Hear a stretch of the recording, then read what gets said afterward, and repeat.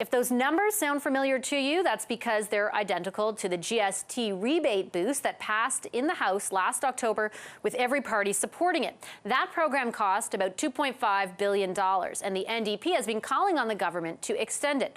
So that's a $2.5 billion budget item, but the government is expected to have to fork out much more for business, a file led by our first guest, who announced today a $36 million investment in a Canadian company that manufactures semiconductors, otherwise known as computer chips, the stuff that makes everything from our cars to our phones work. So how much of tomorrow's budget will focus on strengthening Canada's supply chains and meeting Joe Biden's Inflation Reduction Act?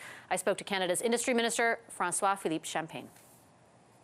I wanted to get your perspective on the semiconductor industry, because right now it is dominated by very few countries, right? Primarily Taiwan, but also South Korea and to a lesser extent Japan.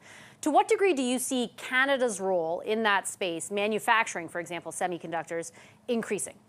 Well, I was encouraged by the words of the President of the United States that we heard last Friday.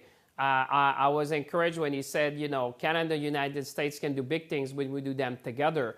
And that was powerful. And also he talked about the MOU we signed with IBM. You know, what I've been trying to do, Vassy, is to insert ourselves in key strategic supply chain.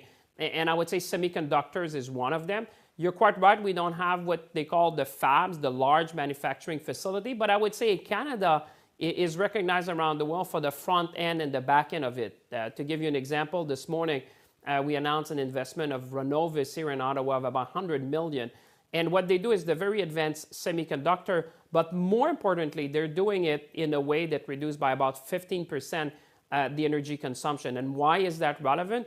Well, if you look at the energy consumption of all the data centers around the world, today they would consume more than the electricity that you consume in South Africa or Argentina, for example. So not only we want to be at the forefront of the new technology, but at the same time to reduce the consumption of energy so we have greener semiconductor. That's, for example, a sweet spot for Canada that we want to invest in. Yeah, and I certainly take those points. I guess what I'm trying to understand is, because you have said, like you just did, that the way in which Canada will try and draw investment is to target certain areas. And I'm trying to understand on behalf of Canadians why semiconductors would be one of them, because the industry is so concentrated in other places, right? Especially the dependency the rest of the world has on Taiwan specifically.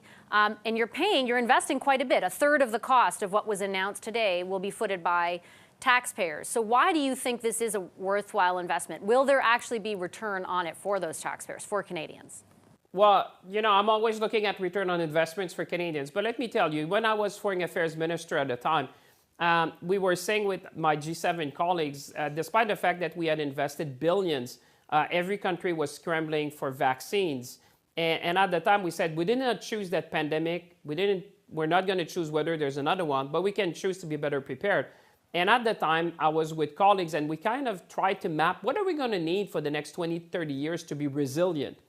And certainly critical minerals and semiconductor are top of mind when it comes to that, because you've seen the shortage of semiconductors is costing us jobs, has been costing us productivity and growth. In the view of the president, as he's expressed it, that resilience that you point to is about countering China. Is that how you view it as well? Well, I see that as a generational opportunity. What we're seeing, there's big shift in the world economy now, because you see these global supply chains are becoming more regional. And there's certainly more emphasis on resiliency than pure efficiency. And that, I think, is providing a catalyst to see investments in Canada. You've seen Volkswagen, you've seen BMW saying they'll take all the aluminum from Canada. You've seen Renovis this morning, IBM. So my point is that this new, I would say, configuration of supply chain is playing to Canada's advantages, because we have the talent, we have very strong ecosystem, we have the critical minerals, we have the renewable energy, we have access to market. That is a very powerful value proposition. Respectfully, Minister, though, that's an economic answer to a geopolitical question. The impetus for the resilience that the President and his secretaries have pointed to is this competition for who will define what the world order is going forward. Is it going to be the U.S. and their allies, or is it going to be China? Do you view, for example, pursuing policies on critical minerals or semiconductors as necessary to counter China? Well, definitely you want to be aligned with the United States and with allies and partners around the world. You're quite right. And that's why we need to align ourselves when it comes to industrial policy. When you say what is being done in the United States, what's being done in the European Union, and you've seen us taking action because at the time where, like I said, these global supply chains are being realigned from a regional basis, yes, we need to be more resilient in North America. And if that means that we're going to import less in these key strategic supply chain from China, well, that's playing to Canada's advantages. And I want to make sure that we would be resilient when it comes to vaccines, when it comes to critical minerals, when it comes to semi-conductor. And I think that what you're seeing, the interest from our partners and allies around the world on Canada, because honestly, we have everything that the economy of the 21st century needs. And therefore, we're going to work with our partner and allies to make sure that we are resilient, both here in Canada, in North America, and with our partners and allies around the world. As you work, though, as you say, Minister, to increase Canadian and North American resiliency, how do you square the circle for Canadians watching tonight that last year was a banner year, was a record year for imports from China? According to Statistics Canada, this country imported a record $100 billion last year, which is up 16% from 2021. Well, I mean, we're still going to be importing a number of things from China, but what I'm talking about is when it comes to these critical supply chains, you talk about vaccines, you talk about semiconductors, you talk about critical minerals. I think that Canadians, those who are watching tonight, understand that, you know, it's about time that we are more resilient, that we draw on our partners and allies, and that we align our supply chain with our values. As you make those investments that reflect that posture, and especially where the budget is concerned. I know you're not going to give me details of it, but I did want to ask on principle, if you'll do like we have seen in the United States and attach investments around critical minerals or around semiconductors and incentives around that issue, will they be attached to things like higher wages, childcare, lots of the union jobs? Like, will you be explicit in attaching those incentives to those kinds of strings? Well, that's part of the reason why they're coming in Canada. You mentioned childcare, you mentioned about organized labor. They know they find that in Canada.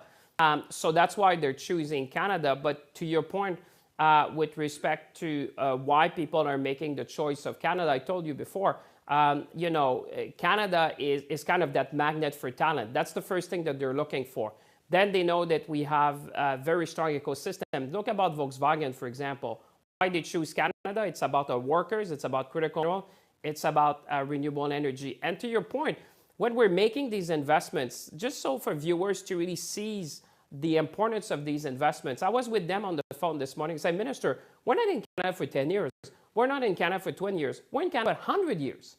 And so when we make these investments, and I know earlier you were asking me, what's in it for Canadians? Well, I would say generation of dividends, because, but is these there something jobs that are going to be explicit created with are respect, going to be Minister, for generations to come? Pardon the interruption. Is there something explicit in those investments that does guarantee, for example, a certain level of wages or a type of union job, the same thing that we've seen south of the border?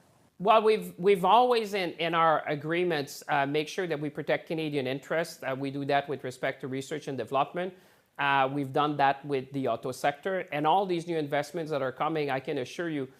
Just look at Volkswagen, for example. Not only you bring Volkswagen, but they're bringing the whole supply chain in Canada. So my point to you is, yes, this is going to create good jobs in Canada. It's going to be dividends for generation. And in our agreements, we always make sure that we protect Canadian interests, because that's the way to do it. And that's how we've been doing with all our investments in Canada. Not only now, but I can tell you, whether it's the investment that we had earlier, we always make sure that we protect Canadian interests. Okay, Minister, I'll leave it there. I'm out of time. Thank you very much for your time. It's always a pleasure. Thanks for having me again.